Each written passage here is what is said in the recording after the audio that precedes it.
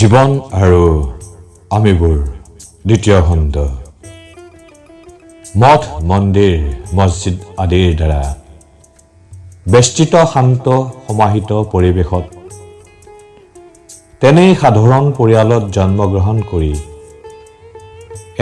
এবুৰি প্ৰত্যাহ্বানক নেওচি ডাঙৰ দীঘল হোৱা এটি শিশু এদিন ভাৰতবৰ্ষৰ 11জন ৰাষ্ট্ৰপতিৰ আসন অলংকৃত কৰিছিল আৰু সেই শিশুটিয়ে আছিল doctor APJ Abdul Kalam. Friends, আমি সকলোৱে সাকসেছ হ'ব বিচাৰো নহয় জানো? তাৰ বাবে আমি কৰিছো কি? এবাৰ নিজকে প্ৰশ্ন কৰক। যদি সাকসেছ হোৱাৰ সপোন দেখি সেই সপোনটোক লৈ হাত খাবতি বহি আছে, তেনেহলে নাথিং, আপোনাৰ জীৱনত একোৱেই নহয়। আমি সৰুতে পঢ়িছিলো, শুই থকা শিয়ালে হাঁহ ধৰিব নোৱাৰে। আমি কেতিয়াবা মটিভেশ্যনেল ভিডিঅ' চাই খুব উৎসাহিত হওঁ, ৰাতি শুই শুই ভাবো কালিৰ পৰা এইটো কৰিম, নতুনকৈ জীৱন আৰম্ভ কৰিম।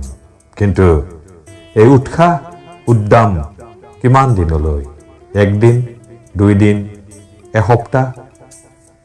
ঘৰ এটা বনাবলৈ বহুত বস্তু বা মেটেৰিয়েলছৰ প্ৰয়োজন আৰু বহুত কষ্টৰ প্ৰয়োজন।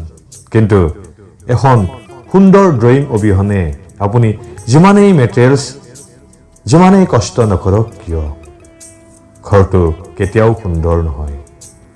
ঠিক তেনেকৈ এটা সুন্দৰ সাকসেছফুল জীৱন পাবলৈ হলে আপোনাক এটা সুন্দৰ একশ্যন প্লেন লাগিব।